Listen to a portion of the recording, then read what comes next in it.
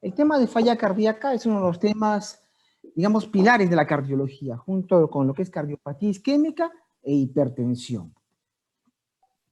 Esta es nuestra agenda. Vamos a empezar con la definición, hablar algo de fisiopatología, los tipos, manifestaciones clínicas, exámenes auxiliares, el planteamiento diagnóstico, tratamiento, aspectos de prevención. Vamos a la siguiente lámina.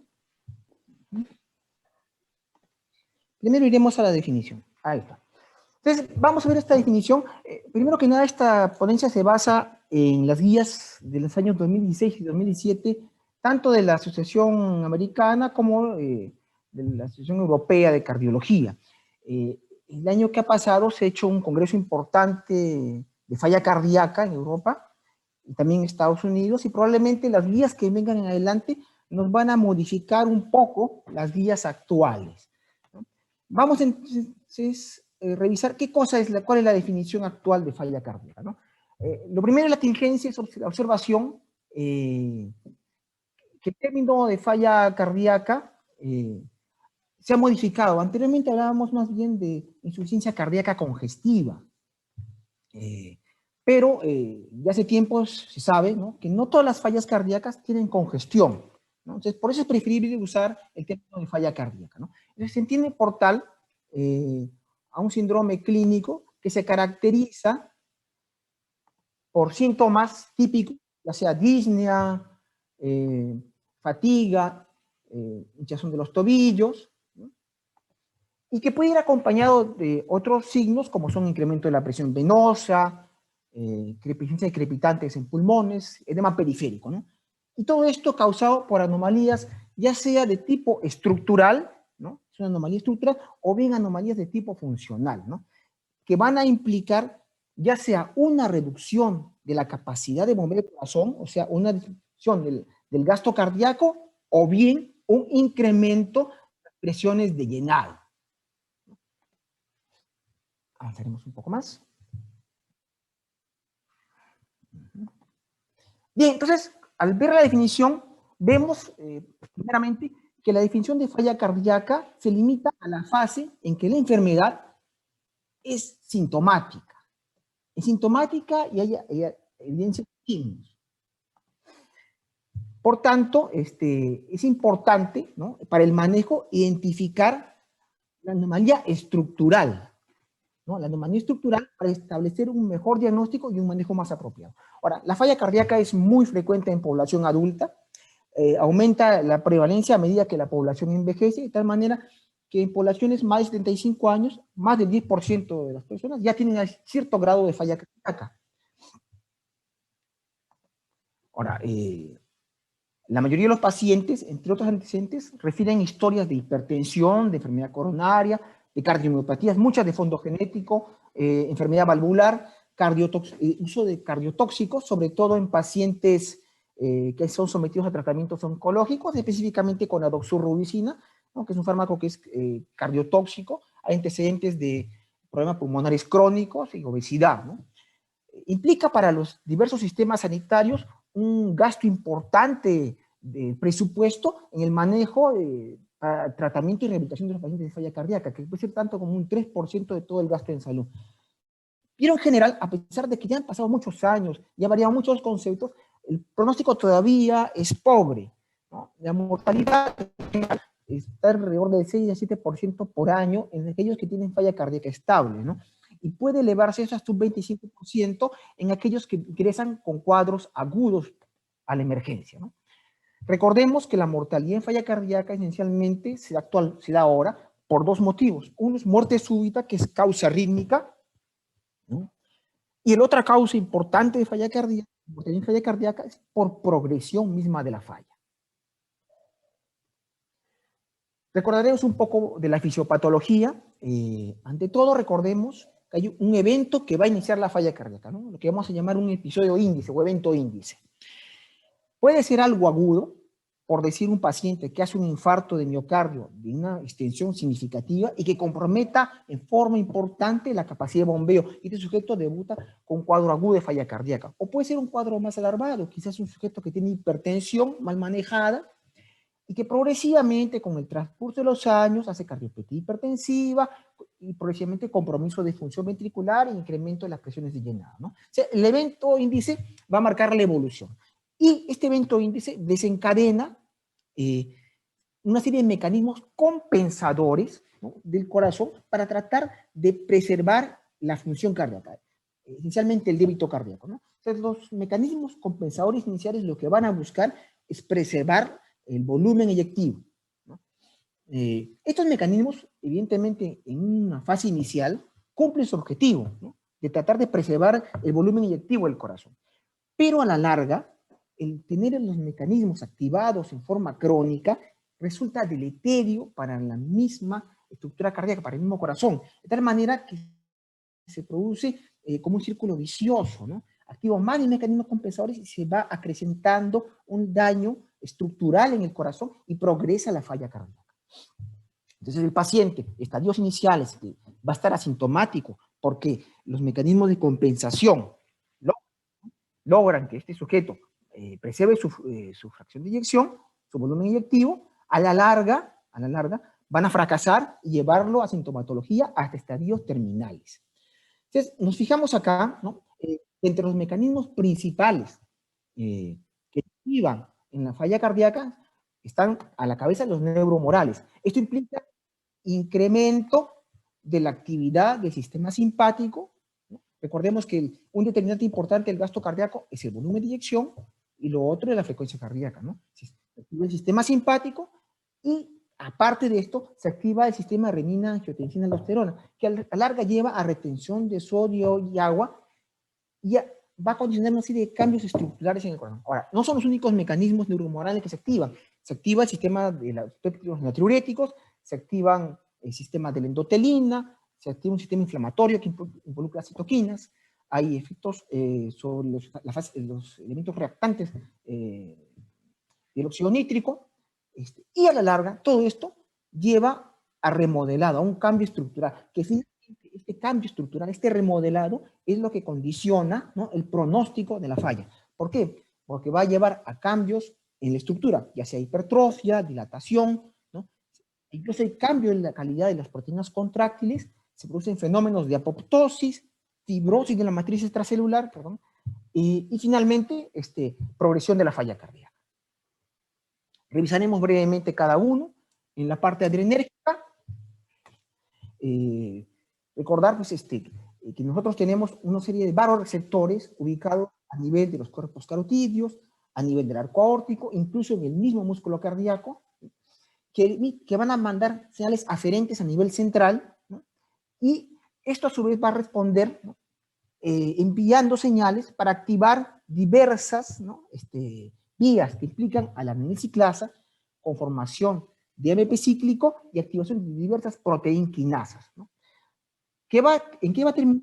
Que se va a aumentar el tono vascular, va a haber vasoconstricción, aumento de la resistencia periférica, va a haber secreción de renina a nivel renal, va a haber activación del RAS, va a haber reabsorción de sodio, agua y vasoconstricción periférica, ¿no? Todos son mecanismos que nos sirven en forma aguda, pero crónicamente son tóxicos para el corazón. Entre otras razones, la toxicidad es debido a que va a haber a la larga acúmulo de calcio en las células, ¿no?, que si bien es un componente importante para el inotropismo, en forma sostenida, el acúmulo constante de calcio lleva a toxicidad cardíaca.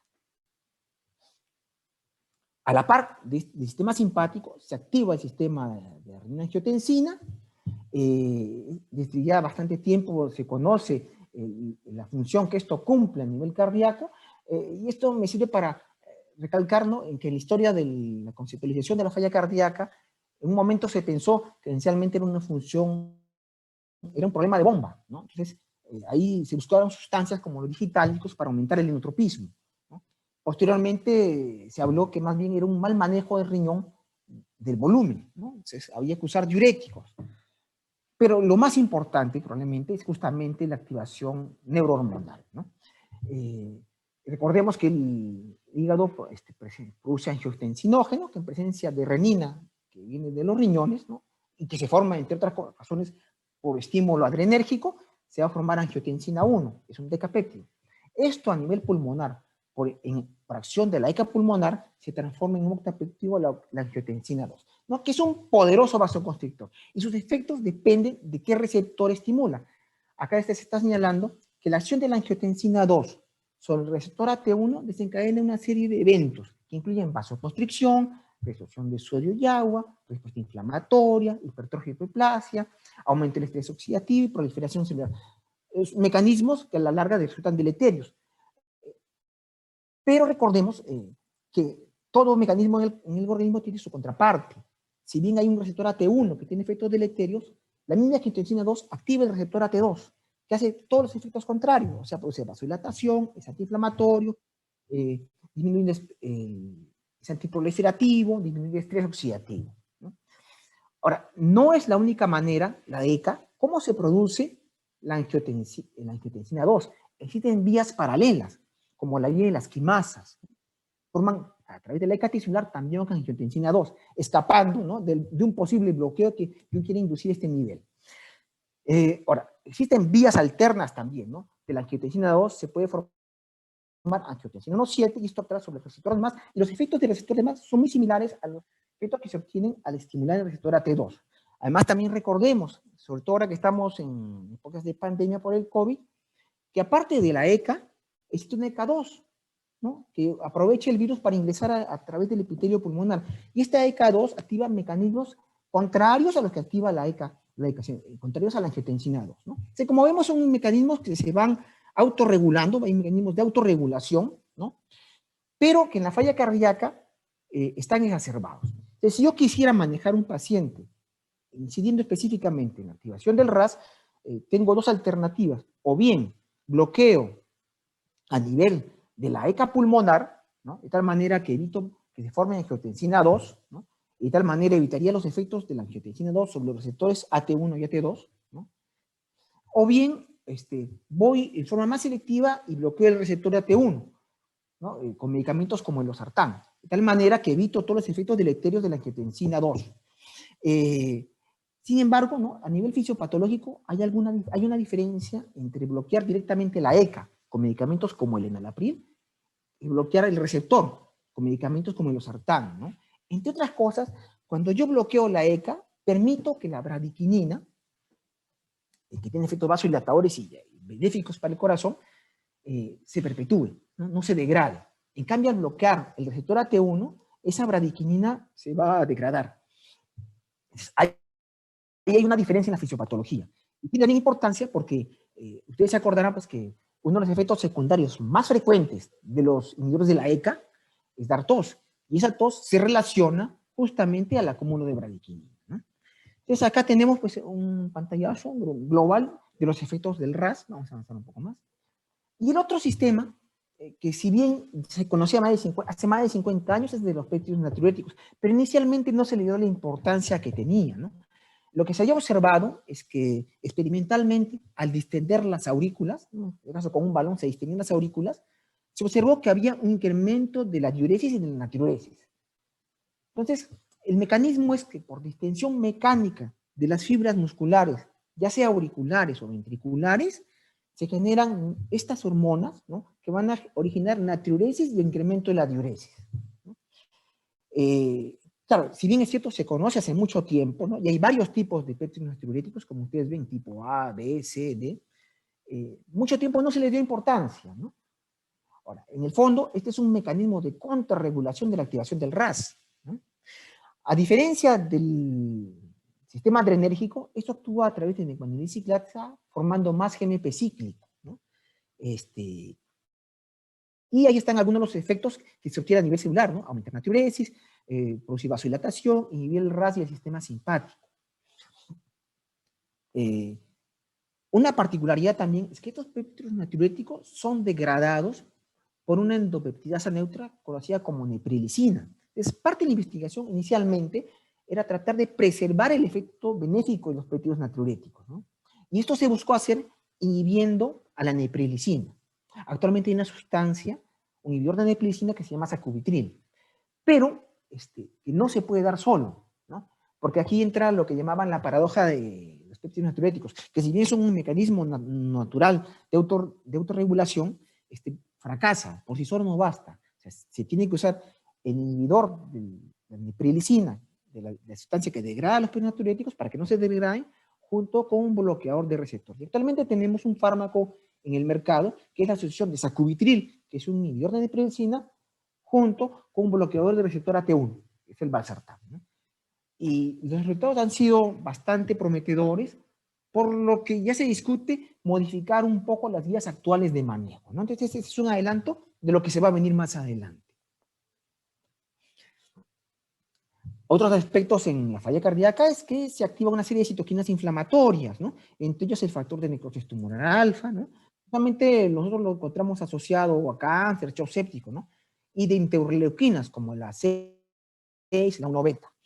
Entonces, la hipótesis es que las citoquinas van a contribuir al proceso de remodelamiento y a la insuficiencia cardíaca. Por ejemplo, el factor de necrosis tumoral alfa tiene que ver con los fenómenos de hipertrofia, de apoptosis, de disfunción ventricular, edema pulmonar y dilatación.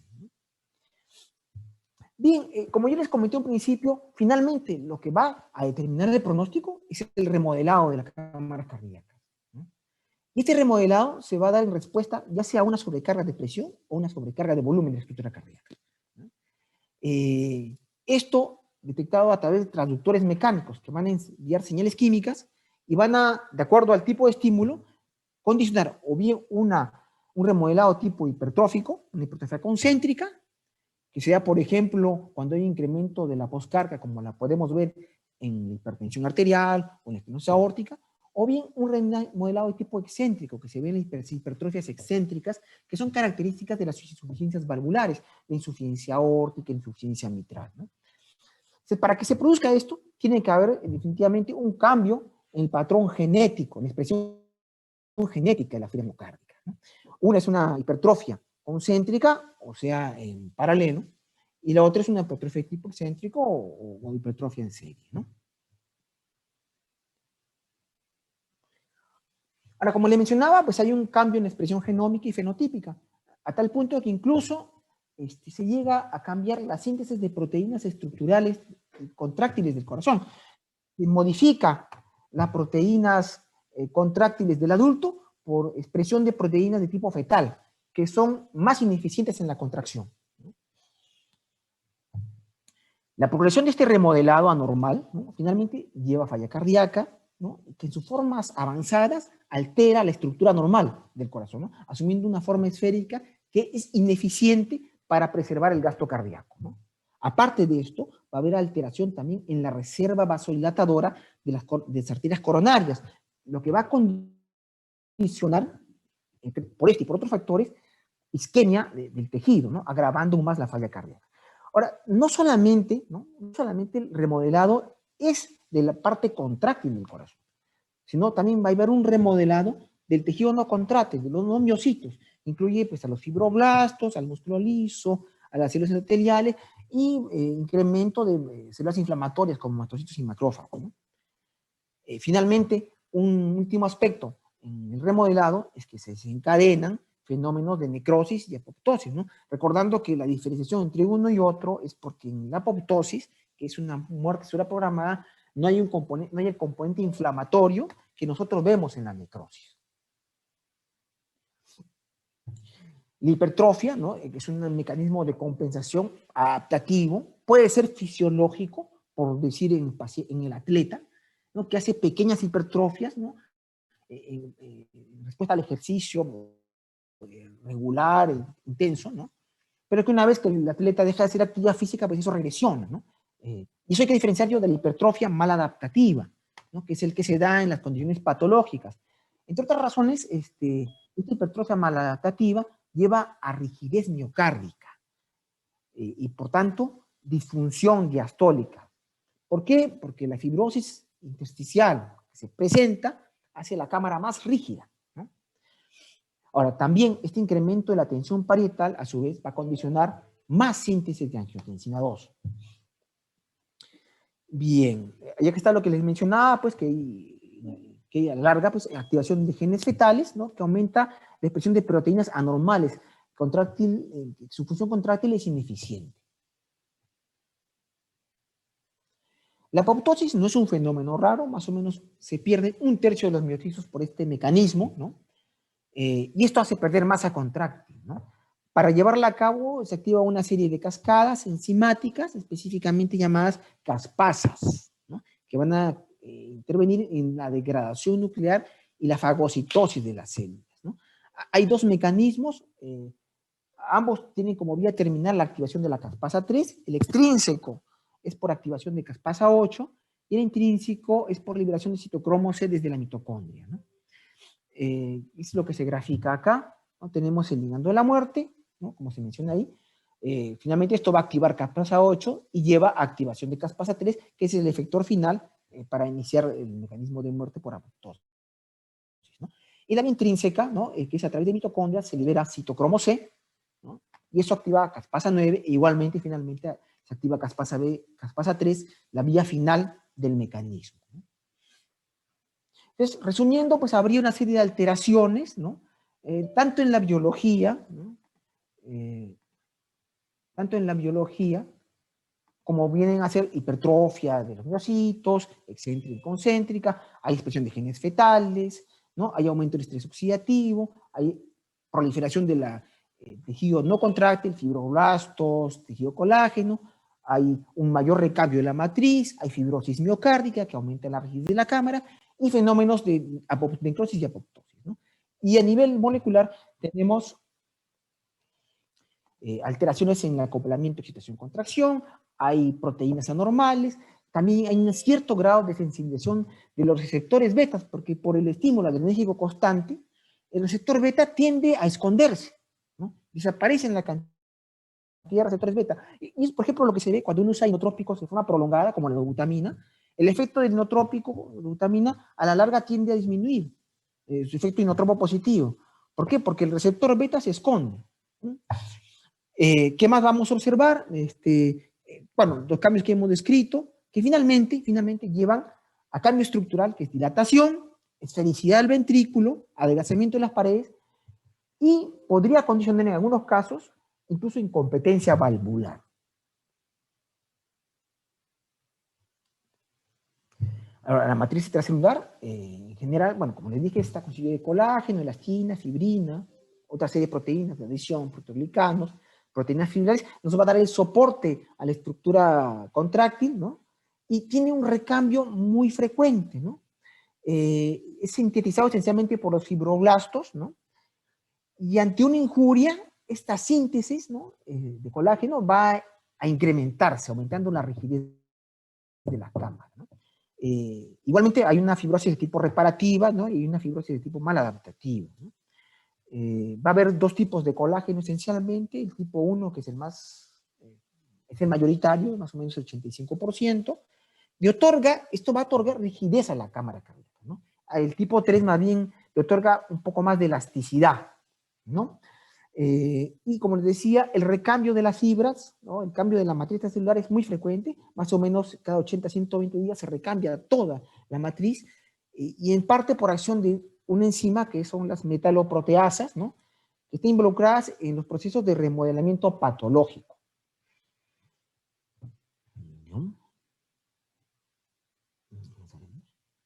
Bien, ahora sí vamos a la parte clínica. Se han dado diversas clasificaciones de los tipos de falla cardíaca, ¿no? Antiguamente se hablaba pues, que había falla cardíaca izquierda o falla cardíaca derecha, se hablaba de una falla cardíaca anterógrada y una falla cardíaca retrógrada, una falla cardíaca a gasto alto y a gasto bajo, ¿no? Pero son términos que han ido quedando en desuso, ¿no? Actualmente, la clasificación actual de falla cardíaca utiliza la fracción de eyección, ¿no? Para dividir a los pacientes en falla cardíaca. En pacientes con fracción de eyección deprimida o reducida, si la fracción de eyección es menos del 40%, conservada si es más del 50%, y en un rango medio si está entre 40 y 49, ¿no? Recuerden que la fracción de eyección es una relación entre el volumen de expulsión del ventrículo en relación al volumen telediastólico de la cámara. Normalmente eso es más del 50%. ¿Y por qué es importante esta clasificación? ¿No? Porque nos va a permitir orientar el tratamiento y establecer el pronóstico. ahora se sabe que la mayor parte de tratamientos que empleamos para la falla cardíaca esencialmente modifican el pronóstico de los pacientes que tienen fracción de eyección reducida, es decir, menos de 40%. Los tratamientos actuales mayormente no van a modificarnos el pronóstico en los pacientes con fracción de eyección preservada, ¿no? Sino los que tienen fracción de eyección reducida. De ahí la importancia. Bien, pasamos ahora a los criterios clínicos de diagnóstico, ¿no? Y hay que recordarles los criterios de Framingham. Framingham es una localidad en Estados Unidos, donde se inició un gran estudio epidemiológico en los años 40 y donde nace el concepto de factor de riesgo, ¿no? Por ejemplo, antes no se sabía, por ejemplo, qué relación había entre tener hipertensión, por ejemplo, y hacer accidente cerebrovascular, o entre el tabaco y la enfermedad coronaria.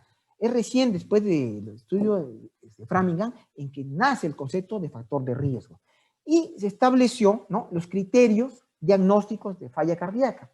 Ellos definieron como criterios mayores, ¿no?, de falla cardíaca la presencia de disnea paroxística nocturna, un equivalente es la ortopnia, ¿no? Es decir, que el sujeto, al asumir la posición de decúbito, hace cuadros de disnea durante el sueño, ¿no?, que lo obligan a incorporarse, ¿no?, y asumir una posición particular para tratar de hiperventilar.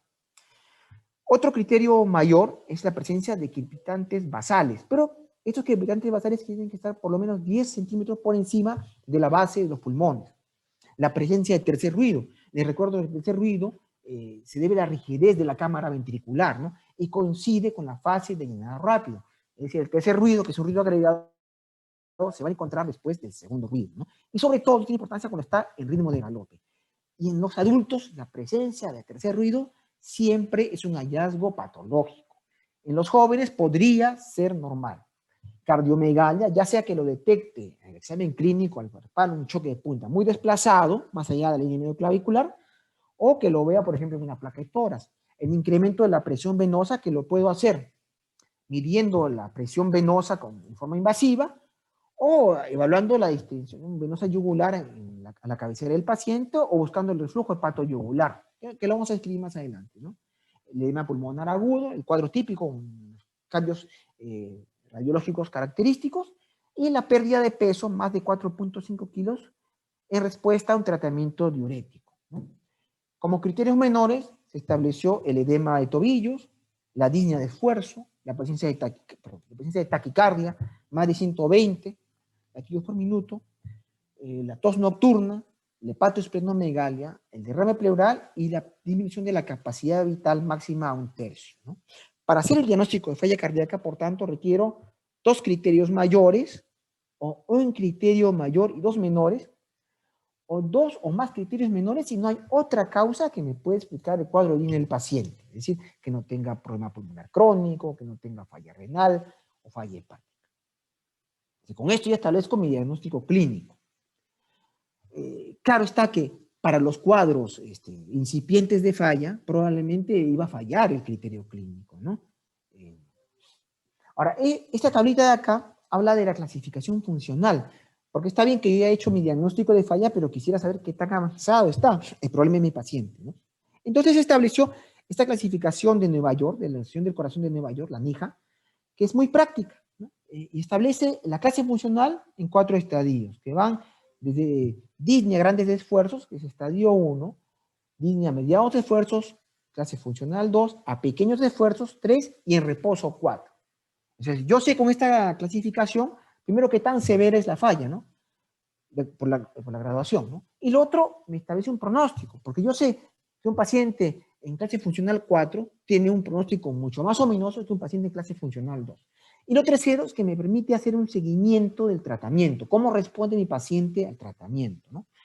Lo otro bonito en la tabla es que hace el correlato entre el grado funcional, la clase funcional, y las actividades. Por ejemplo, por una clase funcional 2, actividades como caminar algunas cuadras o hacer actividad ligera puede ocasionar disnea, ¿no? En cambio, una clase funcional 3, que es pequeño esfuerzo, actividades como bañarse, asearse, ¿no?, ya condicionan disnea en el paciente, ¿no? Clase 4 es disnea sin actividad, o sea, el paciente permanentemente se siente fatigado.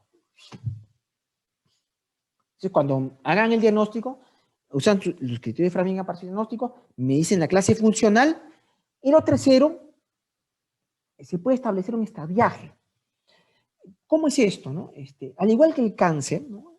La falla cardíaca implica un pronóstico mal. Como ahí se está señalando, si se compara con la sobrevida con respecto a diversos tipos de cáncer, la línea en rojo es la sobrevida, ¿no?, de la falla cardíaca, ¿no?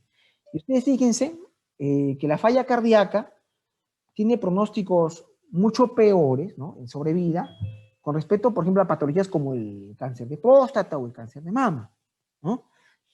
O sea, haciendo el símil, se ha querido hacer esta clasificación de estadiaje como existe la clasificación TNM en el cáncer, ¿no? Entonces se establece 4 estadios de falla cardíaca. En un estadio A son los sujetos que tienen factores de riesgo para hacer falla cardíaca, llámese hipertensión, llámese diabetes, dislipidemia, etcétera, pero que todavía no tienen ni síntomas ni cambio estructural. En un estadio B son sujetos que todavía están asintomáticos, pero ya empiezan a hacer cambio estructural. Por ejemplo, si es hipertenso, hace hipertrofia ventricular, si el sujeto tiene, por decir, fibrilación auricular, hace crecimiento auricular izquierdo, ¿no? O hace insuficiencia valvular, ¿no? Pero todavía está asintomático. Un estadio C, en que al cambio estructural le agregamos ya sintomatología. Y un estadio D, en que el sujeto es refractario al tratamiento estándar, ¿no? Y es un sujeto que va a requerir tratamientos más intensivos o más agresivos. Entonces, esto me permite establecer una pirámide, ¿no?, donde la mayor parte de la gente va a estar, pues, en estadios A y B, ¿no? O sea, en riesgo o con cambios estructurales asintomáticos, la mayor parte de la gente, ¿no? Entonces, me permite hacer un enfoque de manejo preventivo. Por ejemplo, si un sujeto tiene factores de riesgo como ser hipertensión, el objetivo del tratamiento será llevarlo a un manejo adecuado de la hipertensión, es decir, que tenga presiones abajo de 13,8, ¿no? O si es diabético, a que tenga niveles de hemoglobina glucosilada controlados, por ejemplo, ¿no? Si pasa a un estadio en que ya hay cambio estructural, estos pacientes pueden ser ya susceptibles de usar medicación que modifique el pronóstico. Por ejemplo, usar inhibidores de la ECA, usar bloqueo adrenérgico, beta bloqueadores. En estadio C, y este sujeto es pasible de recibir ya toda la terapia farmacológica para manejo de fallas, diuréticos, antagonistas de receptores mineralocorticoides, ARNI, etcétera, ¿no? Y finalmente, en estadio D, son sujetos en los que falla el tratamiento estándar y van a ser sujetos que manden a tratamientos ya de salvataje, digamos, trasplante cardíaco, manejo con drogas endovenosas, tipo inotrópicos, vasodilatadores, etc. Ahora, al hacer la evaluación clínica, primero hay que recordar que la parte clínica, la evaluación clínica de nuestro paciente, no ha perdido su valor. Por más aparataje diagnóstico que tengamos, lo que manda es la clínica, ¿no? Ya antiguamente se había hecho una correlación, ¿no?, entre los niveles de presión pulmonar, ¿no?, de capilar pulmonar y los niveles de gasto cardíaco, ¿no?, por diversas escalas hemodinámicas, ¿no? Entonces, hay un doctor Stevenson que hizo una clasificación para ver si yo puedo valorar, ¿no?, la falla cardíaca sin necesidad de usar métodos invasivos, ¿no? Entonces, al hacer la evaluación clínica, yo debo buscar 2 cosas. Debo valorar el estado de volemia de mi paciente y su estado de perfusión. A valorar el estado de volemia, ¿no?, es lo que llaman acá congestión, yo puedo clasificar a mi paciente como que está seco o como que está húmedo. Un paciente que está húmedo, si yo usara un método invasivo, es aquel que tiene una presión de cuña pulmonar que está por encima de 22 milímetros de mercurio, ¿no? Pero entienden que para determinar la presión de cuña, yo tengo que hacer un procedimiento invasivo, tengo que meter un catéter en la arteria pulmonar y dosar la presión capilar pulmonar para poder ver las presiones del lado izquierdo, ¿no? Y así, invasivamente, determinar la sobrecarga de volumen. Pero esto se puede hacer simplemente con la evaluación clínica, seco, húmedo. ¿Quién está húmedo? El que tiene crepitantes, que tiene infiltración venosa, que tiene... Y lo otro es ver el grado de perfusión, ¿no? Y en la clasificación de Stevenson se clasificará como caliente o frío, ¿no? ¿Quién va a estar frío? ¿Quién tiene pobre perfusión, ¿no? Es aquel que tiene un índice cardíaco abajo de 2.2. Es decir, el sujeto que tiene frialdad distal, el sujeto que tiene mal llenado capilar, el sujeto que tiene una diferencial de presión muy disminuida, ¿no?, el sujeto que tiene disminución del débito urinario, que tiene trastornos de sensorio, etc., ¿no? Entonces, con estos simples parámetros clínicos, yo puedo ya orientar el manejo del paciente, ¿no? Por ejemplo, un paciente que está en Stevenson B, sería un paciente caliente y húmedo. Este paciente esencialmente lo que tiene es sobrecarga de volumen. Y el tratamiento se debe orientar a bajar la sobrecarga hídrica, es decir, darle diuréticos.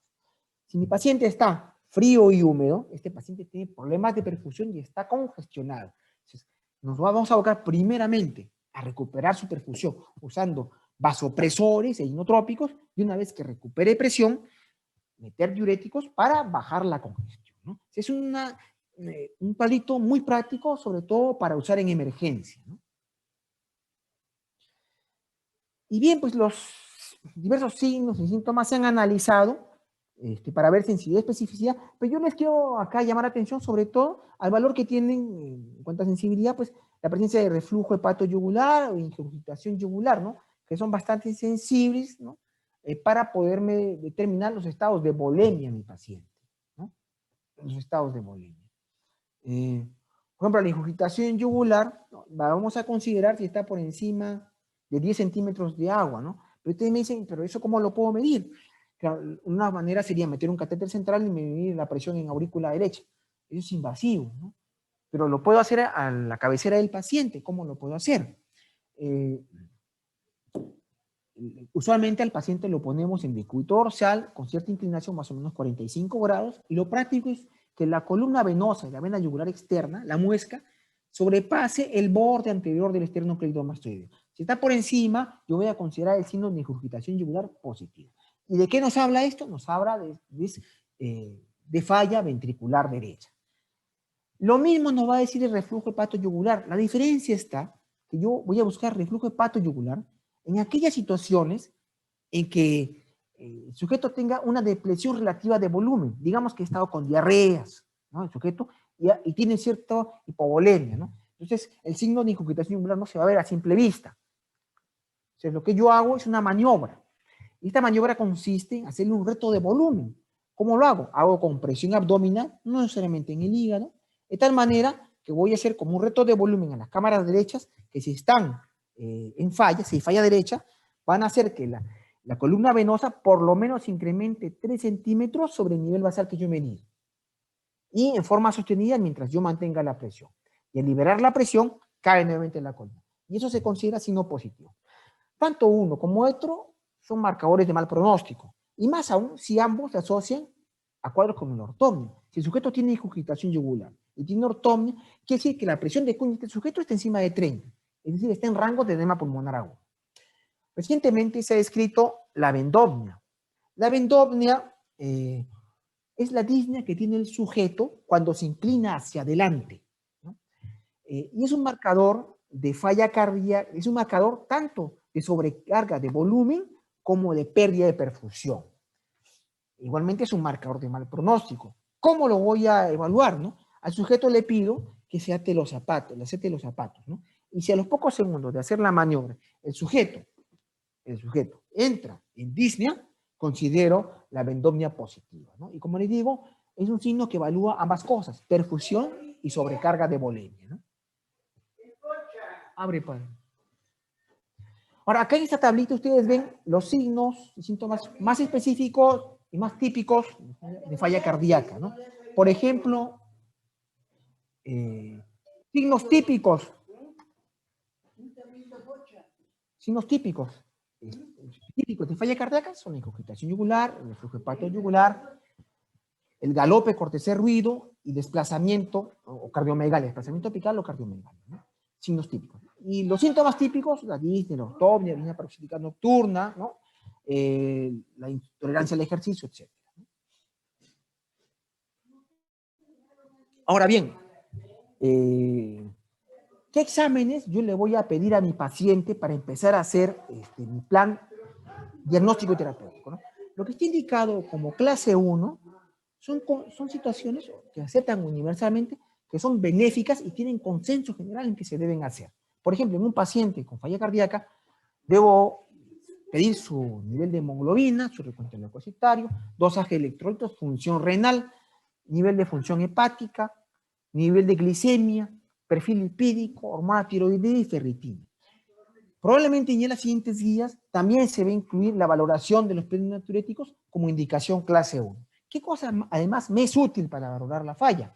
es útil tomar electrocardiograma, porque como vamos a ver más adelante, es muy difícil que un sujeto esté en falla cardíaca y el electro sea esencialmente normal, ¿no?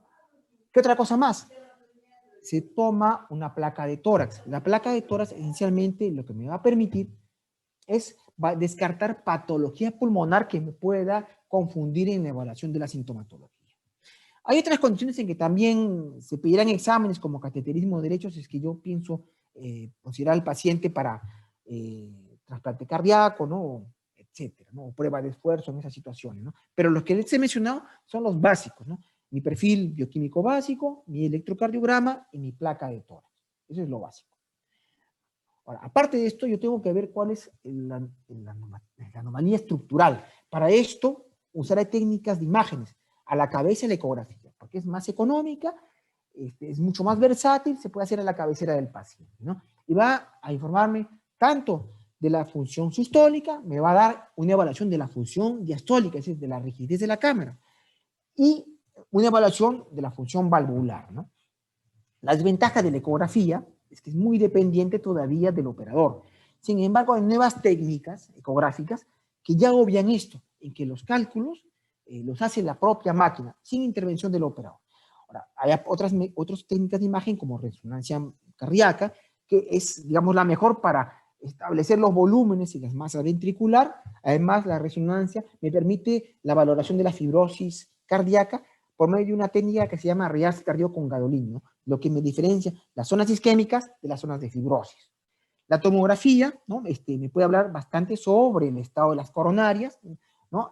Siendo finalmente el examen ideal, ¿no? El patrón de oro para evaluar las coronarias, la angiografía coronaria.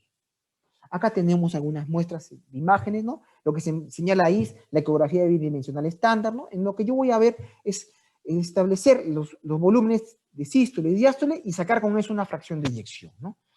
Pero como les digo, esto depende en parte de la máquina y en parte de la habilidad del operador. Hay métodos como el que se señala, que es la ecografía tridimensional, en que es dependiente exclusivamente de la máquina, y hay otros métodos nuevos como el strain rate, ¿no? Que es la imagen que está acá a la derecha, el strain rate, que lo que hace el strain es valorar la motilidad de las microfibras, ¿no? Porque lo que va a señalar la máquina son las motitas, el moteado que se ve dentro del músculo, ¿no? Y va a ver la separación que se produce en esas motas, ¿no? Y va a establecer patrones de deformación miocárdica, y con eso establecer la fracción de eyección, ¿no? Las imágenes de acá abajo son de resonancia, donde puedo ver, por ejemplo, acá en el extremo izquierdo inferior, una vista en que se ve la pulmonar con sus ramas y el callado aórtico, ¿no? Y se ve una comunicación que vendría a ser la persistencia del conducto arterioso, ¿no? Una malformación congénita. En la imagen siguiente se ve una imagen en que se comparan ambas cámaras ventriculares y se ve que el septum interventricular presenta una discontinuidad, es una comunicación interventricular. O sea, puedo identificar la malformación estructural que es la base de la falla cardíaca. Con la tomografía puedo darme una idea inicial del estado de las coronarias, ver si es que hay placas, si hay acúmulo de calcio. Acá, por ejemplo, tiene importancia la determinación del score de calcio, ¿no? Como predictivo de evento coronario. Incluso puede hacer reconstrucciones tridimensionales, ¿no? Finalmente, el gol estándar para hacer la valoración de las coronarias es el método invasivo con cateterismo todavía, ¿no? Por ejemplo, acá veo una lesión a nivel de la porción distal del tronco izquierdo, que es lo que va a condicionar la isquemia, la disfunción miocárdica, ¿no? El sujeto, por ejemplo, tiene que ir a revascularización. Y más o menos ese sería el camino, ¿no? Está nuestro amigo el tardígrado, seguiremos adelante. ¿Cómo hacemos el diagnóstico, ¿no? Bueno, actualmente ayuda mucho el dosaje de péptidos natriuréticos, ¿no? Tanto en contexto no agudo como agudo, ¿no? Hay valores que varían, por ejemplo, en el caso de los péptidos natriuréticos, en contexto no agudo, los valores son los señalados para el BNP 35 y el ProBNP 125, y en caso agudo 100 y 300 respectivamente, ¿no? La idea es que ante situaciones que incrementen la tensión de la fibra muscular, se van a liberar estas hormonas, ¿no? Y su dosaje correlaciona muy bien con la presencia de falla cardíaca. Pero lo más importante es que es el valor predictivo negativo. O sea, si yo encuentro el BNP o el ProBNP negativos, es realmente muy poco probable que sea falla cardíaca. Más que nada sirven por eso. por el valor predictivo negativo.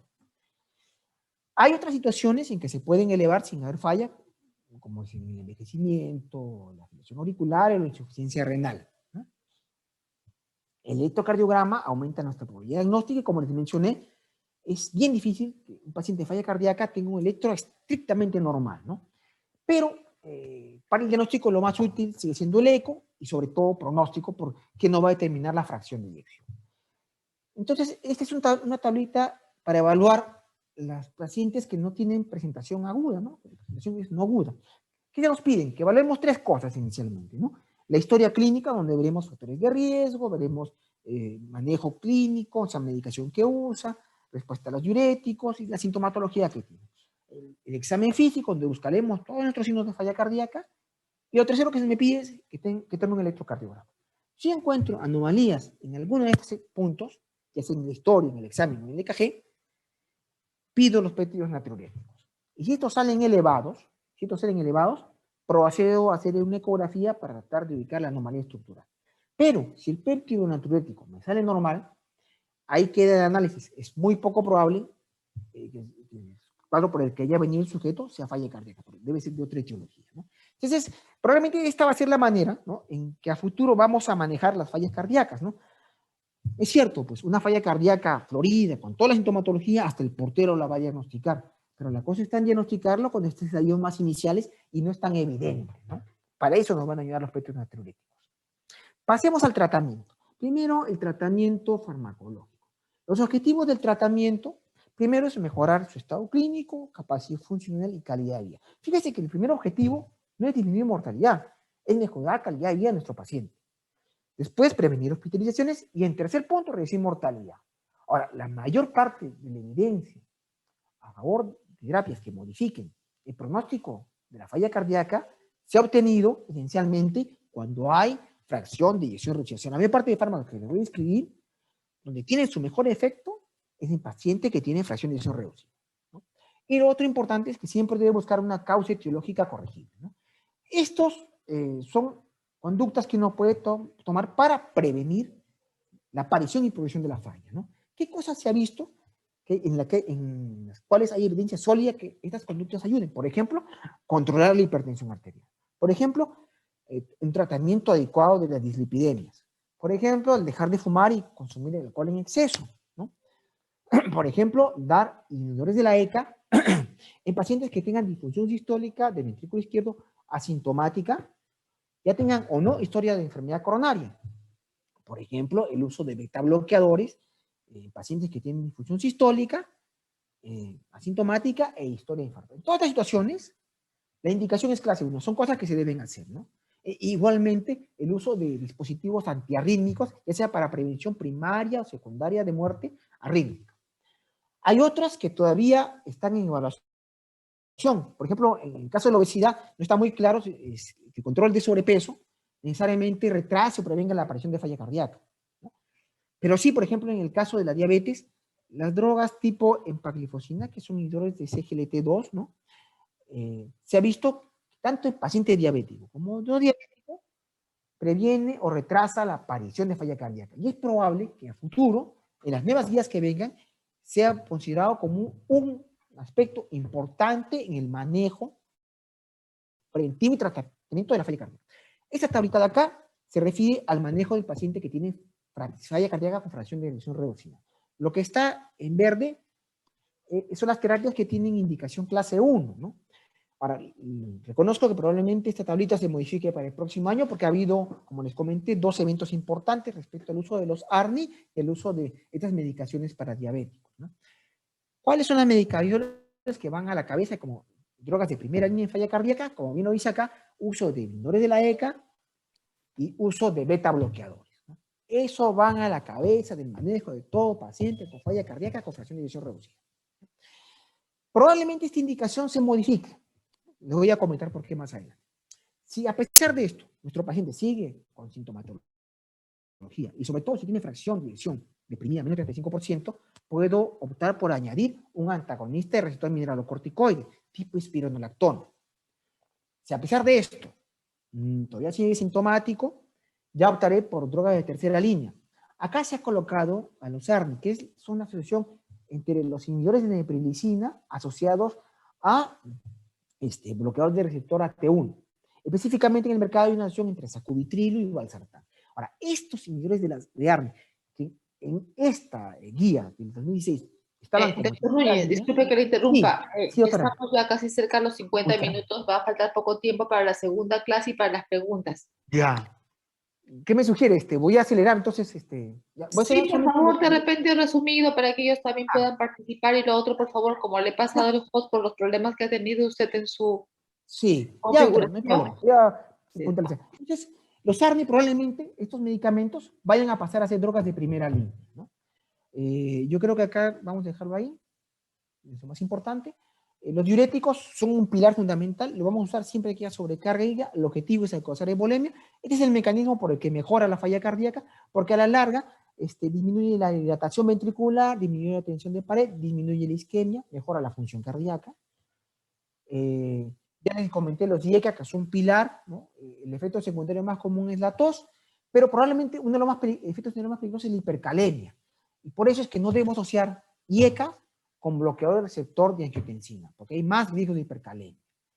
También les comenté que no es igual usar IECA que BRA por el efecto de la bradykinin, los beta bloqueadores, y hay múltiples estudios que han mostrado su utilidad, sobre todo en los isquémicos, y si no tiene contraindicación, hay que usar un beta bloqueador. Los que tienen evidencia de que modifican el pronóstico son el bisoprolol y el carvedilol. Los mineralocorticoides, como ya mencionamos, sobre todo en el spironolactona y prednisona, en pacientes con fiebre menor del 35% y que no se compensan. Igualmente hay que tener cuidado con la hipercalemia. Los inhibidores de la neprilicina asociados al bloqueador de la angiotensina, probablemente estas drogas a futuro estén en primera línea, incluso por delante de los IECA. Eso es lo que vamos a ver a futuro, porque acá se asocian dos mecanismos, ¿no? Lo que les comenté de estas drogas para el manejo de la diabetes, ¿no? Tipo empaglifosina, dapaglifosina, porque han demostrado disminuir, ¿no? Mortalidad cardiovascular, ingreso hospitalario y progresión de enfermedad renal, en caso de la empaglifosina, tanto en diabéticos como en no diabéticos. O sea, son drogas que también vamos a considerarla probablemente en los siguientes días como parte del manejo de la falla cardíaca. Drogas extra, la ivabradina, que es un bloqueador de canales IF, para tratar de radicalizar un poco más al sujeto, y drogas ya de última línea, como son digitálicos, vasodilatadores, que en el caso, por ejemplo, de digitálicos son drogas que ya prácticamente están en desuso porque aumentan la mortalidad. Probablemente la única indicación para digitálico actual es el paciente con FA y FEBI reducida. Igual que es importante decir que drogas se deben usar, las que no debo usar, no debo usar, por ejemplo, en pacientes diabéticos glitazonas, porque agrava la falla cardíaca, no debo usar AINES o inhibidores de COX-2 en forma crónica, porque agrava la falla cardíaca, no debo usar drogas tipo diltiazem o verapamilo, porque son inotropos negativos, agravan la falla cardíaca, y no debo mezclar ARAs con IECAS y con antagonistas receptor-mineralocorticoides, porque producen hipercalemia y arritmias significativas. La terapia no farmacológica, acá específicamente se refiere al uso de inhibidores implantares para tratar de prevenir muerte arrítmica primaria o secundaria, que está demostrado que es mejor que fármacos. Y el otro, en contraterapia no farmacológica, el uso de resincronización cardíaca. Unas solas palabras sobre esto. La idea es que en algunos sujetos de falla cardíaca, cuando hacen bloqueos de rama específica de rama izquierda, con QRS anchos en el electro, se pierde la sincronía. Entonces, esta terapia lo que busca es restituir la sincronía de la contracción cardíaca. Por eso su mejor uso es cuando tienen QRS más de 150, bloqueo de rama izquierda, con fracción de eyección baja, a pesar del tratamiento médico, y lo que se hace es un mecanismo tipo marcapaso que marcapasea de forma simultánea ambos ventrículos en la aurícula, para tratar de restituir la sincronía en la contracción. En los pacientes con FEBI conservada, todas estas medicaciones que les he dado son útiles, sí, para manejo de sus patologías de fondo, pero no han modificado el pronóstico. O sea, debo darles medicamentos, pero ninguna de ellas modifica el pronóstico como sí lo hacen en los que tienen fracción de reducida, ¿no? Y recordar que el paciente típico con fracción de eyección conservada es paciente mayor, mujer, hipertensa y con fibrilación auricular. Finalmente, es común que estos pacientes tengan déficit de fierro y anemia, ¿no? Que no es lo mismo. Y déficit de fierro agrava el pronóstico y se debe definir como nivel de ferritina sérica, como dice ahí, menos de 100, o si está entre 100 y 300, que está asociado a saturación transferrina menos de 20, ¿no? Entonces, usando fierro endovenoso como carfentanil maltoso, se mejora la reacción funcional, se disminuye hospitalizaciones y mejora sintomatología de falla cardíaca, ¿no? Bien, me parece que esta es la última. Sí, es la última. Si más bien tuviéramos alguna pregunta, podríamos... Doctor, ¿puede ir compartiendo de repente la segunda ponencia? Ya son 8:30 de la noche. Claro, sí. De repente, señores doctores, jóvenes alumnos, de repente, en este momento vamos a tratar de que, a ver, doctor Núñez, hasta mientras que usted pase el host, ahí, ¿me puede pasar el host, por favor? Porque he tenido problemas con su máquina. Eso lo, a seguridad, ya lo vi. Bloquear, ocultar, compartir, permitir, reactivar. Señores doctores, realmente para decirles de que las historias clínicas que han presentado, todas, algunas de ellas muy buenas, realmente que el día de ayer las he estado leyendo, evaluando, ¿no? Mirando.